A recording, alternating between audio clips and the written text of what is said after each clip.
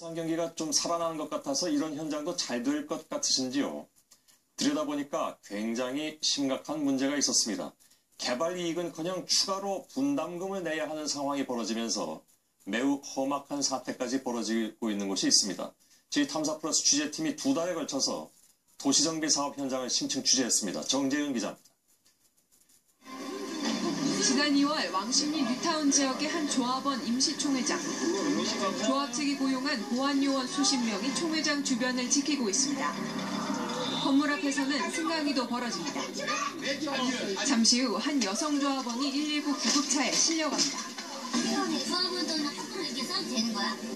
원래는 110%였어요. 그러다가 얼마 있다가 95%로 다운이 됐어요. 그런데 나중에 입주할 때쯤 되니까 70몇 프로로 70.28로 그거로 관리 총회를 일사천리로 해나가는 거야. 한때 서울에서 가장 사업성이 좋다고 평가받던 곳입니다. 비례율은 개발에 따른 이익을 뜻합니다. 100%이면 당초 자신이 갖고 있던 헌집을 내주고 추가 분담금 없이 새 아파트에 입주할 수 있습니다. 그런데 당초 비례율 100%가 넘어 사업 수익성이 기대됐던 이곳이 불과 2년여 만에 30%포인트 이상 떨어져 오히려 큰 돈을 부담해야 할 상황에 몰린 겁니다. 수천만 원에 이르는 추가 분담금 폭탄이 떨어지자 이 안건을 통과시키려는 조합과 이를 막으려는 조합원들 사이에 소동이 벌어진 겁니다. 1년 전에는 투신 소동까지 벌어지기도 했습니다. 한 남성이 건물 난간에 위태롭게 서 있습니다. 그럼 우리는 법이 하소연할 데가 없어요. 추가 분담금을 내겠다는 각서를 쓰지 않으면 아파트 키를 내주지 않겠다는 압박도 들어왔습니다. 시간이 지났지만 갈등은 여전합니다. 420명, 그런데 입주가 180명 되었습니다. 부분 많게는 3억도 내셔야 되는 부분도 있고요. 추가 분담금에 돈을 내지를 못하니까 입주를 못하는 거죠.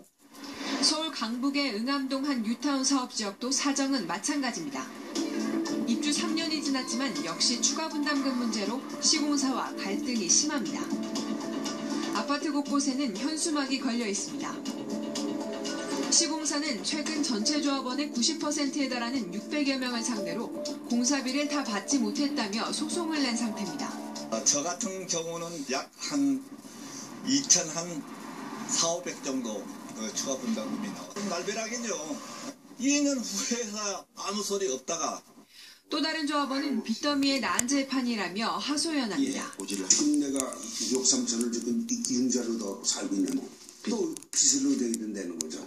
잠이 안 옵니다. 잠이 안 와. 시공사 측은 아파트 특화 공사 등을 추가로 했는데도 공사비를 아직 받지 못했다고 주장합니다.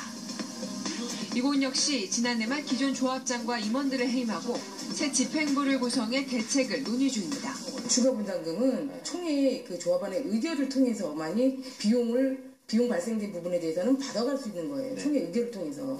그렇지만 우리는 총회 의결을 한 적도 없어요.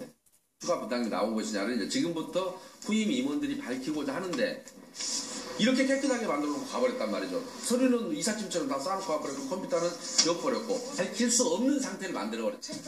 전문가들은 관련 법에 따라 조합원 총회 의결이라는 투명한 절차를 거치는 것이 필요하다고 지적합니다. 분양 경기가 좋아지면서 장밋빛 전망이 다시 이제 고개를 들고 있는데요. 조합의 비리를 바로잡지 못하면 조합원에게 그대로 돌아가지 않을 것이다라는 생각입니다. JTBC 정재윤입니다.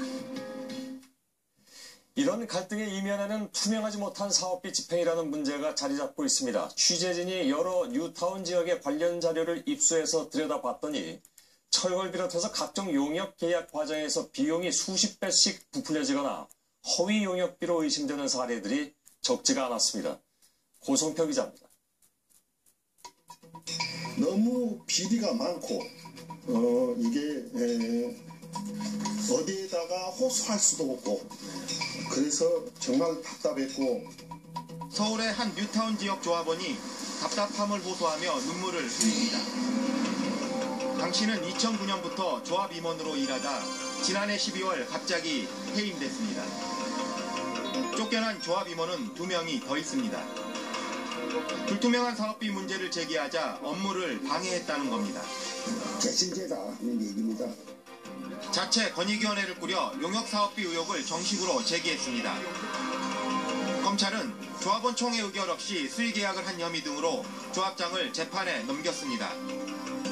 항소심까지는 유죄, 대법원 판결만 남아있는 상태입니다. 인근의 또 다른 구역도 사업비가 불투명하게 집행됐습니다. 철거업자를 선정을 하게 되거든요. 80억 조금 안 되는 걸로 알고 있습니다. 전기가스 상수도 요 3개만 해서 총 액수가 얼마가 됩니까? 지금 대략 한 30억 조금. 30억. 예. 전문가는 일명 철거 용역 쪼개기를 통한 허위 사업비라고 지적합니다. 건물 철거 시에 당연히 같이 철거될 수밖에 없는 같은 공종을 가지고 몇 개 회사와 중복 계약하는 경우가 있습니다. 허위 또는 부풀리기 계약에 악용되는 용역 항목은 또 있습니다. 성면은 일반 건축 폐기물과 달리 별도의 처리 절차를 거칩니다. 서울 성북구의 한 뉴타운 단지의 성면 처리 계약서 등 관련 자료를 입수해 분석해봤습니다. 성면 처리와 관련해 총 8억여 원에 달하는 용역 계약이 체결됐습니다. 하지만 지방노동청에 공식 신고된 자료를 보면 불과 6천여만 원이 들어간 것으로 나와 있습니다. 정보 공개 자료를 통해 얻은 결과를 보고 너무 황당했고요. 한마디로 원가 6천만 원짜리 공사가 마진만 7억 원이 넘게 남긴 결과로밖에 볼 수 없습니다. 조합원이 계약 자료를 확보하는 것도 쉬운 일이 아닙니다. 지난달 초 서울의 한 구청. 조합원들이 구청에 관련 자료의 정보 공개를 요청했습니다. 하지만 구청이 소극적으로 나오자 화가 난 조합원들이 구청으로 몰려갑니다. 자료 같은 걸 찾아가지고 해당 자료를 발췌해서 복사를 해가지고 그걸 증거자료에 포함해가지고 그걸 다 드리면 되겠죠. 잠시 후 담당자는 이런저런 이유를 대며 난색을 표합니다. 얘기만 듣고서 그래 하면 공무원이 태도를 보니까 그건 아니지 않습니까? 우리가 충분히 검토를 해가지고 뭐 이게 옳은 방향이 어떤 건지 그런 설정을 해야 되는 거죠. 민간주도 사업이라는 이유로 지자체는 직접 개입을 꺼리는 겁니다.